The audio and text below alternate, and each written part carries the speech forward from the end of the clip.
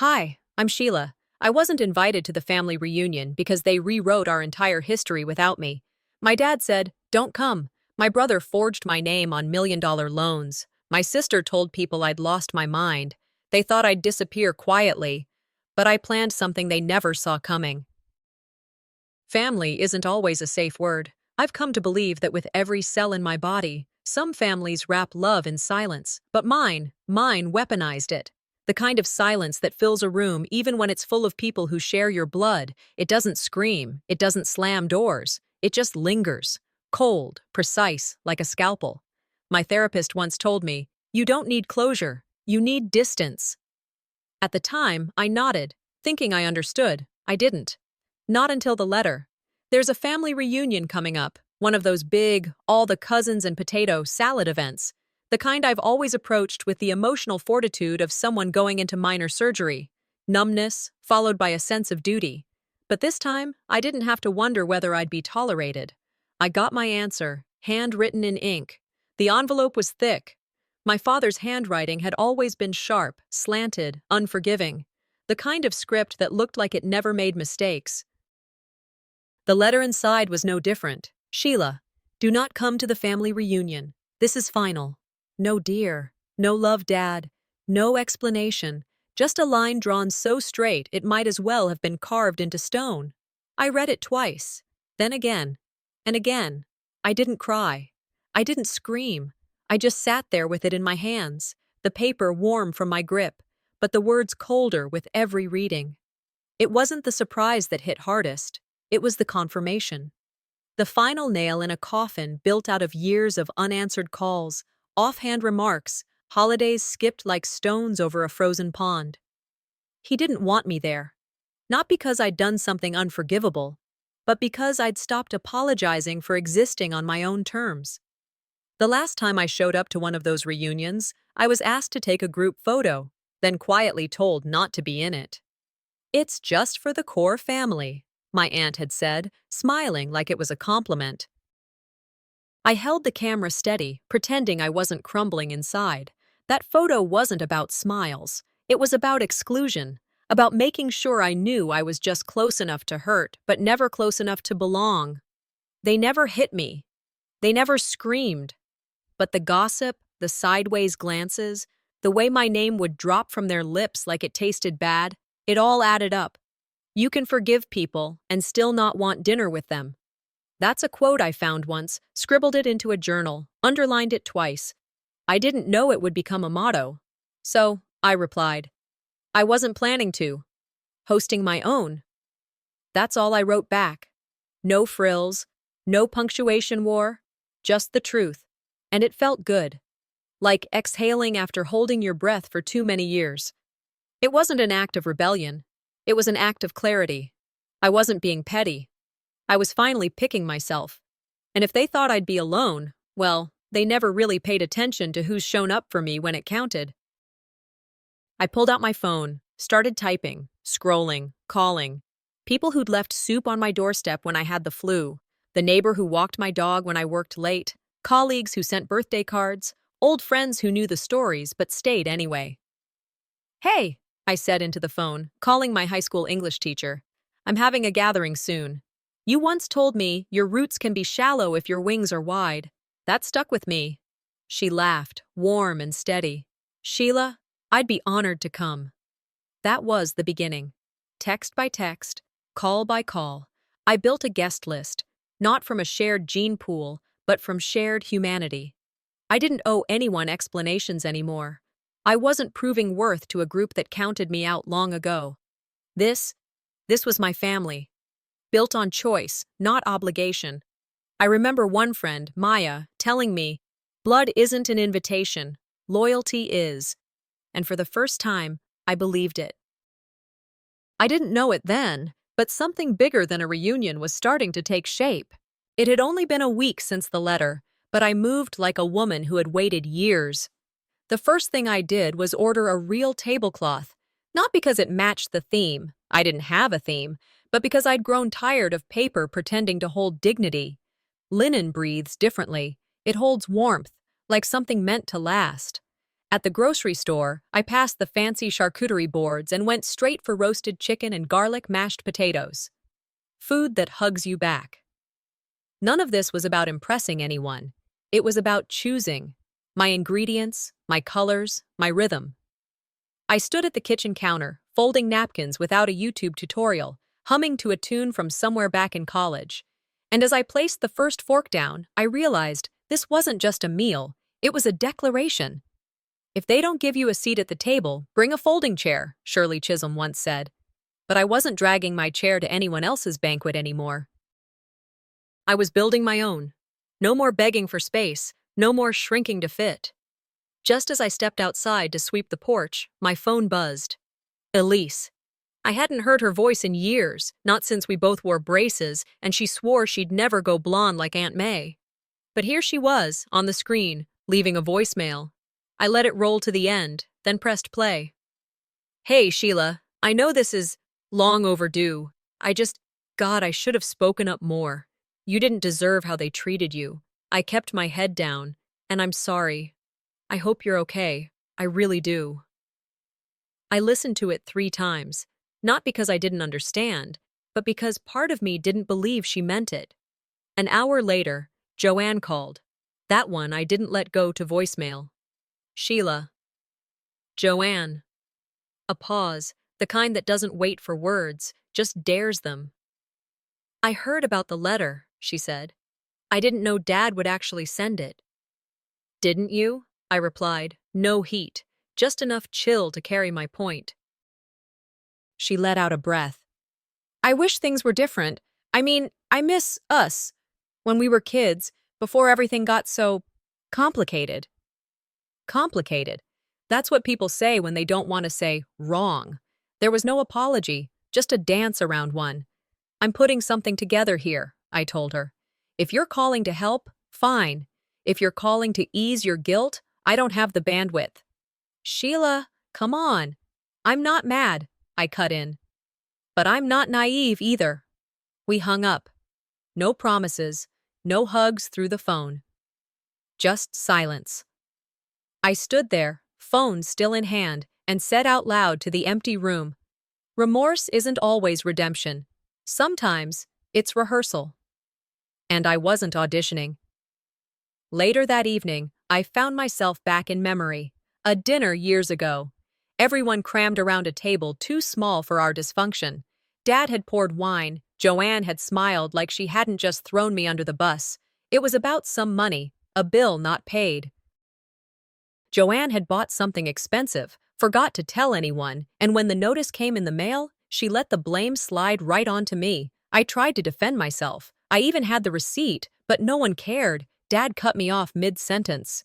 "Sheila, just take responsibility for once," he'd said. I did, for leaving early. That night I learned that silence could stab too, and that being right didn't always mean being heard. I snapped back to the present with my hand clenched around a spoon. I let go. Forgiveness doesn't mean returning to the scene of the crime. Sometimes it just means walking past it without flinching. The next day, I pulled out my guest list. I added names slowly, deliberately. Mrs. Lang from next door, who once drove me to the ER when I twisted my ankle and stayed with me the entire night. Troy from work, who covered for me when my mother was in the hospital and never asked for anything in return. Naomi, the girl I mentor. Quiet, awkward, curious. She reminds me of myself before I grew armor. This wasn't a reunion. This was a healing ceremony in disguise. I bought place cards, not with names, but with values. Kindness, loyalty, presence. And one just said, enough. It was time to decide about Elise and Joanne. Would inviting them undo everything I'd built? I stared at Naomi's name, written in soft blue ink, and pictured her sitting there, watching me navigate all this. What would I want her to learn? That it's okay to forgive without reopening old wounds. That you can welcome someone in without handing them your peace. I reached for a new card and wrote, in steady hand, "If you wish to come in peace, you're welcome." It wasn't a truce. It was a boundary. I didn't expect them to show up, but I knew I was ready if they did. The sky was the kind of gray that sat on your shoulders. Heavy, but not dramatic. Just enough to match the quiet dread in my chest. I didn't want to go back to that house. I hadn't parked in that gravel driveway in years, not unless it was to drop something off without stepping inside. And yet, there I was, gripping a cold baking tray Elise had left at the community fundraiser. She said she needed it before Saturday. It was an excuse. I knew it. She knew it. But I agreed. The drive took 40 minutes, long enough to pass signs I'd grown up with, short enough to not forget why I stayed away. When I turned onto their road, the mailbox still leaned slightly, the porch swing creaked with wind, and the house looked untouched by time. But not in a good way, like no one had learned anything. I pulled up slowly. No cars in the driveway. Lights off. Door unlocked. Of course. Around here, people still believed danger was something that happened elsewhere. I stood there on the porch, tray in hand, staring at the door. My hand hovered near the handle, not because I was scared. I wasn't. I was exhausted. I stepped inside without calling out. The air smelled like lemon cleaner and old fabric, the same rug in the hallway, same crooked family mirror. I moved toward the kitchen, figuring I'd drop the tray on the counter and leave. Fast and simple. Then I saw it, on the mantel, above the fireplace, next to the glass vase my mother loved, a framed photo. Everyone was there. Dad, Joanne, cousins, all dressed in semi-formal clothes. I blinked. I knew those outfits. I knew that day. College graduation weekend. And I wasn't in it. They were standing in front of the garden trellis, my garden trellis, smiling like nothing was missing. My diploma had been in my hand that day. My tassel had brushed my cheek. But in that photo, I didn't exist. I stepped closer. The frame was new. This wasn't an old snapshot dug out of a drawer. It had been chosen, reprinted, displayed. This wasn't a mistake. It was deliberate. I hadn't been forgotten. I'd been removed. It was more than an oversight. It was a rewrite. That kind of exclusion doesn't happen on accident. That's not candid. That's constructed.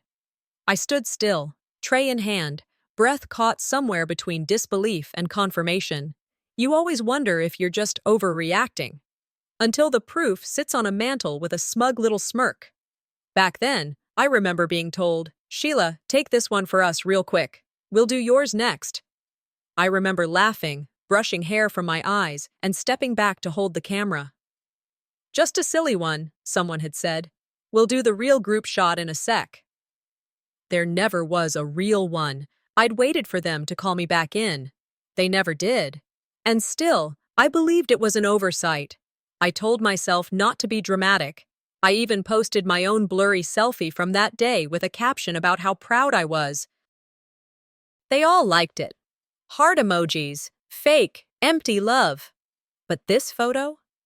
This was the truth they framed. I left the tray on the side table and turned toward the door. I didn't text Elise. I deleted the draft I'd written in the car. Let her wonder, let them all wonder. They didn't get to decide which parts of me were acceptable anymore.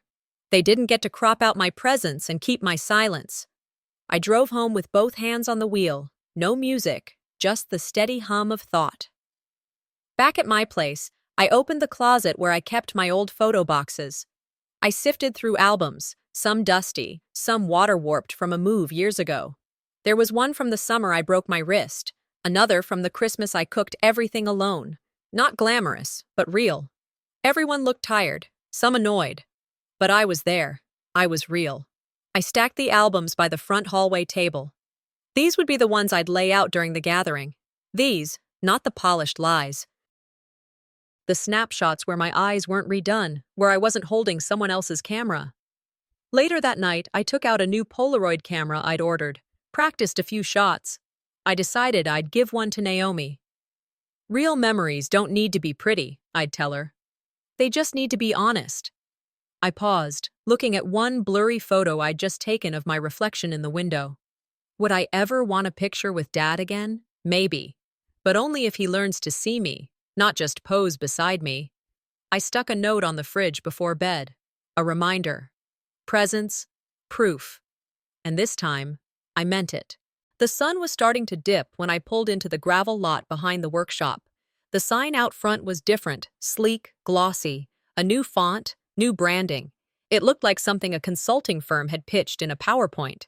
Not the hand-carved wood my uncle made, back when this place smelled like cedar and sweat. I sat in the car a moment, engine ticking, eyes scanning the exterior. This used to be mine. I used to know every creak in the floorboards, every scuff on the old desks. I remembered the way the morning light hit the back hallway, how the break room used to have my sticky notes on the fridge, color-coded reminders, goofy quotes. Now it felt hollow, sanitized. I got out, locked the door behind me. My boots crunched the gravel. Inside, it was quiet. No one at the front desk. No bell. I stepped through the hallway slowly, taking it all in. The new paint, the recessed lighting, the art prints, none of it had my fingerprint. When I reached the founder's wall, I froze. I knew the layout by heart. The top left used to be my photo, me in cap and gown, standing next to Colby, our names etched beneath. Now, just Colby. They'd expanded the plaque. To Colby, our visionary. Bold, centered, framed. Mine was gone. No placeholder, no shared frame, just absence. They didn't just erase me from the reunion, they erased me from the history.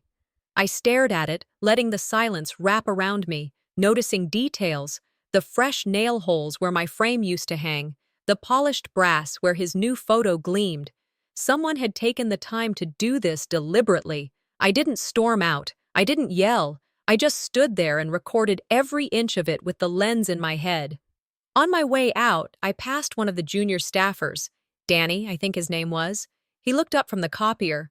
"Hey, Miss Harper?" he said, sheepish. "Back visiting?" I gestured toward the wall. "Where's my photo?" His eyes flicked that way, then dropped. "Oh, they redid the layout, I think. Branding changes. Aesthetic decisions, I guess." "Who made the decision?" He hesitated. "Upper team. Colby signed off." "Of course he did." I didn't say another word, just turned and walked out, footsteps firm on the tile. I drove to the back lot where my old office used to be. The keycard still worked. No one had bothered to deactivate my credentials, probably forgot I still had access to the shared server. Inside, I logged in. Old project folders, vendor contracts, architectural blueprints, all stamped with my initials, drafted under my name, emails confirming delivery dates, my approvals, supplier deals I closed. I remembered the long nights, fixing budgets, reworking plans, cleaning up Colby's mistakes so he could smile in front of clients. And then I opened the most recent press release. Colby Harper spearheads expansion project for Harper Sons. His vision, resilience, and innovation have positioned the company for a new era of excellence. Not a single mention of me, not one. They used me when they needed brilliance, then tossed me when they needed a cleaner narrative. I downloaded everything. Contracts, photos, email trails, time-stamped and saved to my external drive.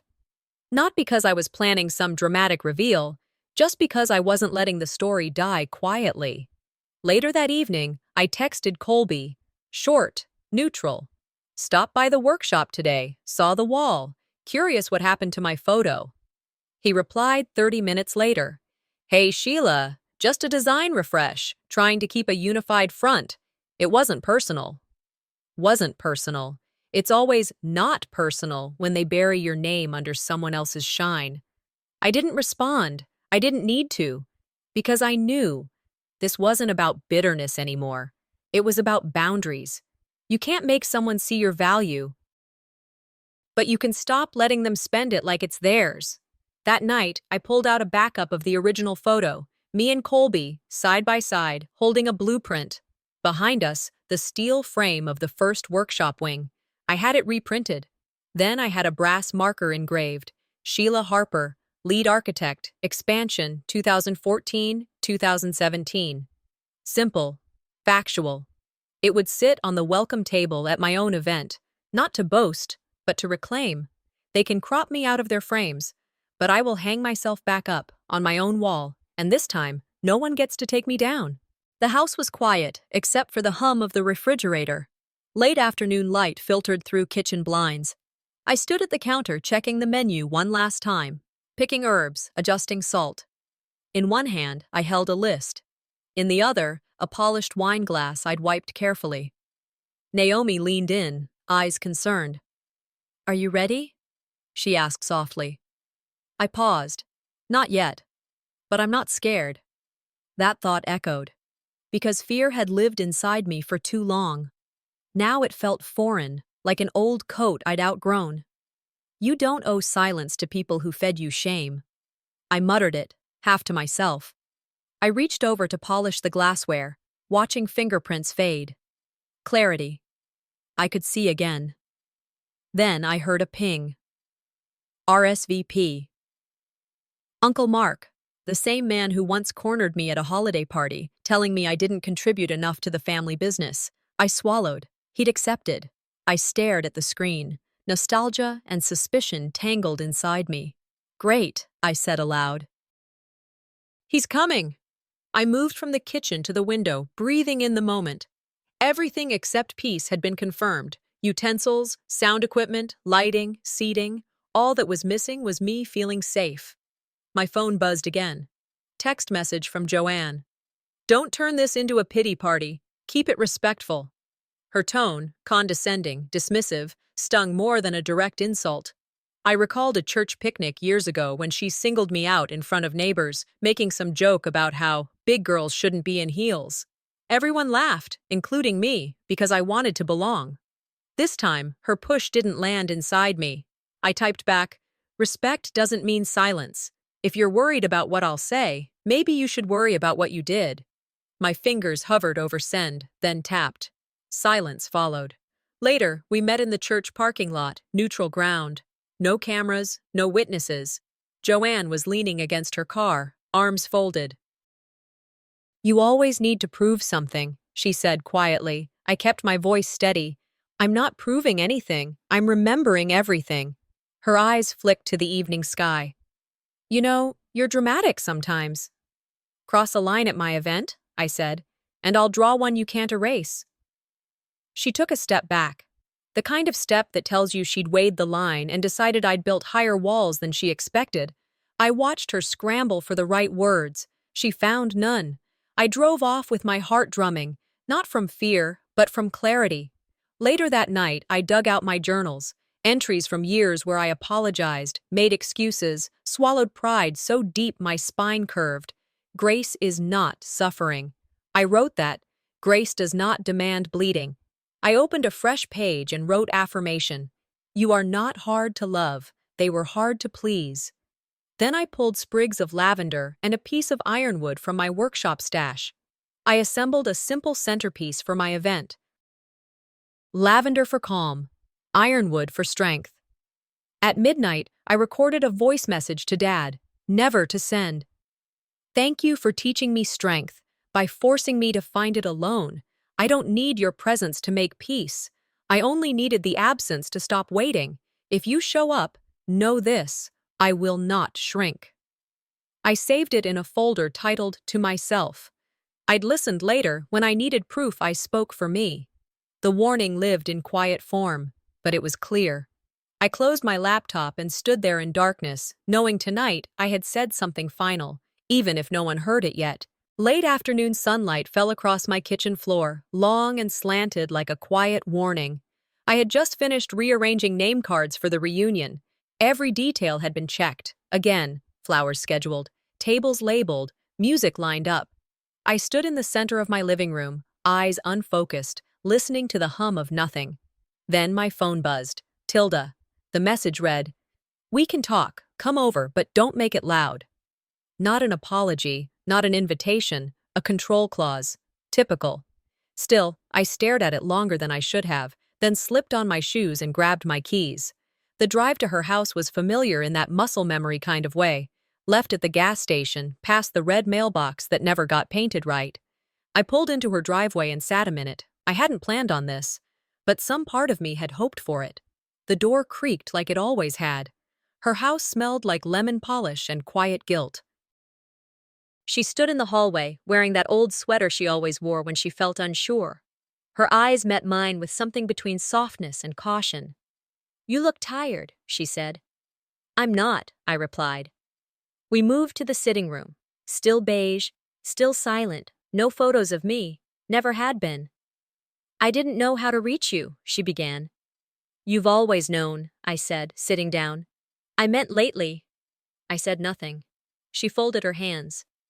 I want you to know. I never tried to hurt you. I just stayed out of it. That was my way.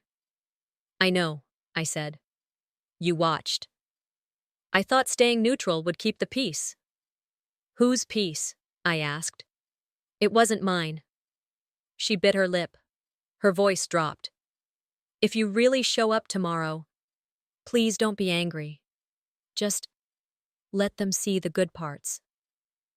I looked at her, not through her, but at her, like a stranger I used to know. Hearing isn't repair, I said. She didn't argue. I didn't know what Colby would do, she murmured. I didn't think he'd... She stopped. One tear rolled down. She wiped it quickly, like emotion was something to hide. I didn't reach for her. I didn't soften. I just stayed. That was enough. After a long pause, she stood. You hungry? No, I lied. She smiled tightly. Let's eat anyway.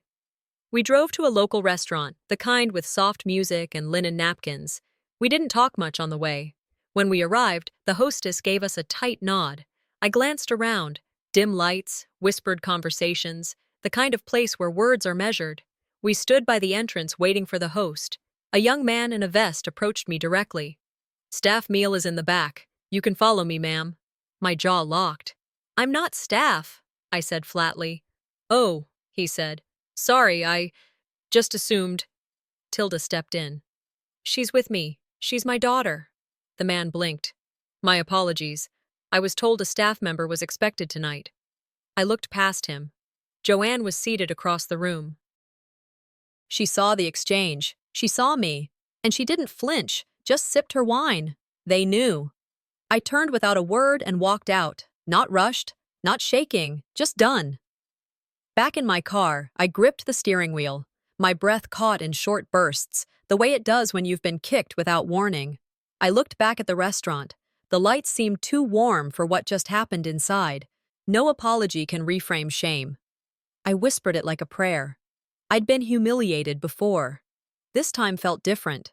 This time I was prepared. I opened the window. Cool air hit my face. I wasn't crying, not because it didn't hurt, but because the pain had shape now. It had direction. I called Clarice. Hey, you okay? She asked. I'm fine, I said. Don't worry about me. I'll handle tonight. She knew what that meant. I hung up, just sat there in silence. Outside, the world kept moving. Cars passed. People laughed somewhere. But in my car, it was still. And in that stillness, I felt something rise, not anger, conviction. I awoke well before dawn.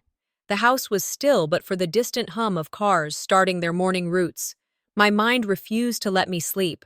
I kept turning images over, the empty frame, Tilda's tear, Joanne's cold text.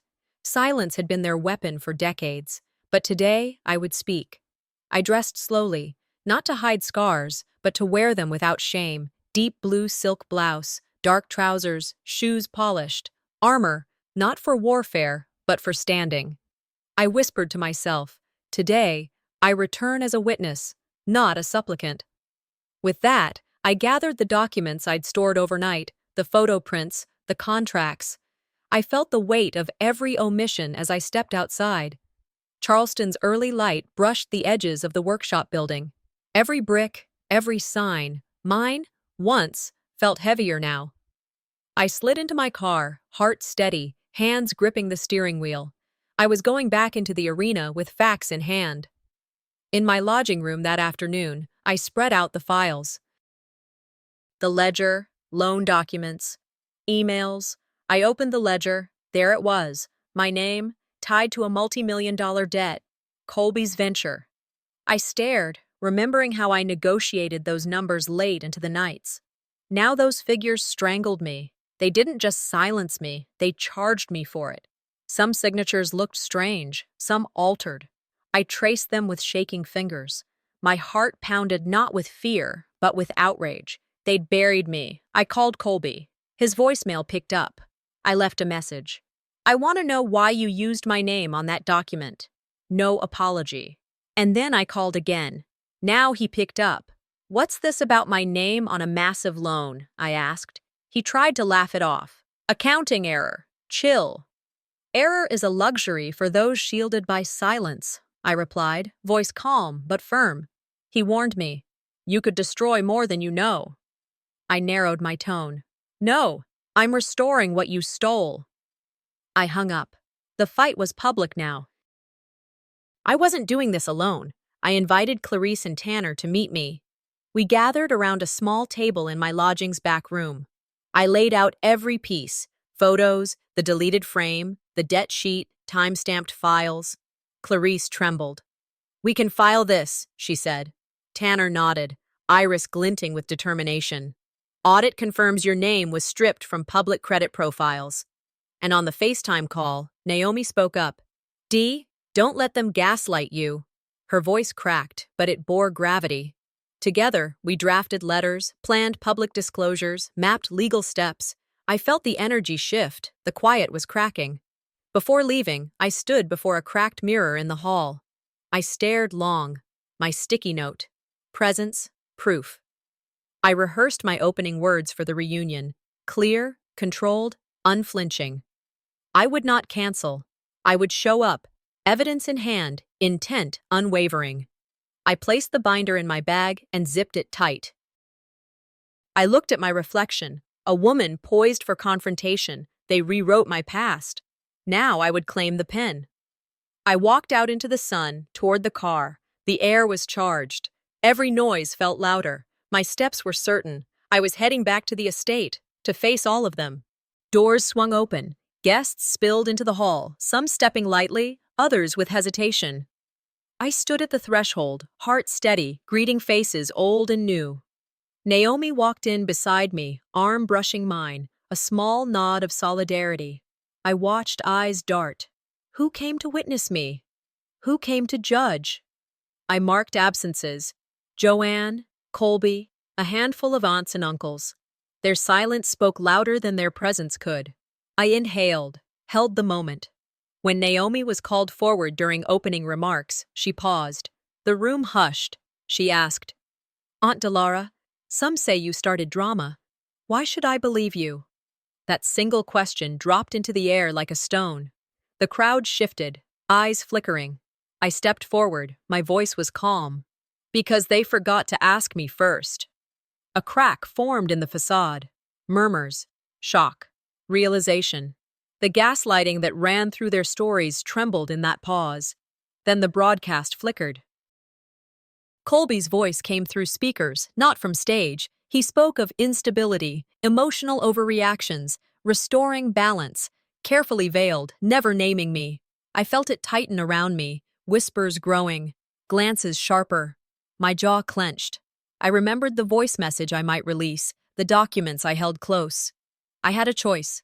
Respond now, or let the rumor hang. I chose visibility. Next came the family tree unveiling. The projector glowed, names and lines drawn, blank where mine should be. Gasps swallowed the hall. Naomi's eyes widened. I stepped into the glow, quiet but firm. That line should read, "Delara Wynn, Vision Labor." I held up a contract. Photo. Proof. The tree re-rendered mid-presentation, with my name in place. Silence bent. Truth edged in. I asked the floor. Let me speak. I told them of exclusions, misattributions, false rumors, erased contributions. I don't need your forgiveness. I need your witness. Some clapped. Some sat still. I exited quietly before debate erupted. In the hallway, Naomi found me. She said, "Proud of you." I didn't turn back. I walked away. No tears, no apology. Only presence redeemed. The grand hall had emptied out mostly, but it didn't feel vacant. It was filled with echoes, not of voices, but of choices made, truths cracked open. The polished floor held the imprint of shoes that once avoided me. The chandeliers above, too bright, seemed to overcompensate for the dimness left behind. Some guests lingered, their goodbyes quiet, eyes dropping when they caught mine. Others stood in small groups, whispering, not unkindly, just processing. I stood at the far end, alone but grounded. I didn't need anyone to clap. I didn't crave someone to say I was right. I had shown up, spoken, stepped through the fire and out the other side. Naomi came over. She didn't hug me right away, just placed a hand on my shoulder, held it there. "You were seen tonight," she whispered. It wasn't loud, but it landed like peace. For the first time in a long while, I felt still. As the cleanup crew shuffled chairs and folded linens, a man I vaguely remembered from my childhood came up to me. Dressed sharply, with that southern gentility, he smiled wide and said, "Well, Miss Wynne, this was a fine evening. You sure know how to host something elegant." He turned to his friends, laughing. "Told y'all she was the one running this." A couple nodded, a few looked unsure. Across the room, I saw Colby freeze mid-conversation, his jaw clenched. Joanne blinked twice, tight smile faltering. No one corrected the man, not even me. I let the comment hang there like a misplaced but welcome banner. I didn't need to claim the title. They gave it to me. That was enough. Later, in the hallway near the coat closet, Colby stepped into my path, voice low, not quite apologetic. I misjudged you. Maybe went too far." I didn't nod. I didn't soften. "You didn't misjudge me," I said. "You erased me. Now you live with that choice." His eyes darted, lips tightened.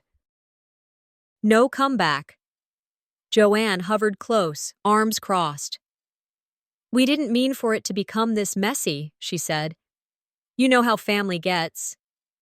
I didn't respond. She'd had years to use her voice, and only now chose to whisper excuses.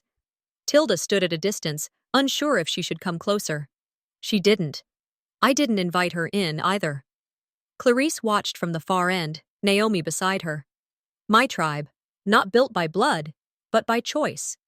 And that made it solid. Back in my room, I placed the binder on the table.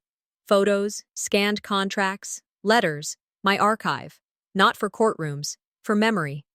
I picked up the name card I'd made myself, the only one missing from the official seating chart. I folded it in half and slid it into the binder. I uploaded all files to a cloud folder, encrypted, with scheduled delivery to trusted people and outlets. Not for revenge, for truth. I texted Clarice. "Tonight ends my waiting. Tomorrow begins my telling." She replied with a heart. I stared at that message longer than I expected. I took one last glance at the room. Nothing fancy, a travel bag, a half-drunk water bottle, a pair of shoes kicked under the bed. Still, it felt like mine. Outside, lanterns still glowed softly across the estate paths. I walked alone, not to escape, but to move forward. Naomi caught up, looped her arm into mine. "I believe you now," she said. Her voice wasn't apologizing. It was aligning. I smiled, barely. "I'll be here," I told her, "for anyone willing to come without pretending." We reached the gate. She turned back. I didn't. I looked once more at the house, not in yearning, not in bitterness, just acknowledgement. Not every wound needs healing. Some just need to be seen.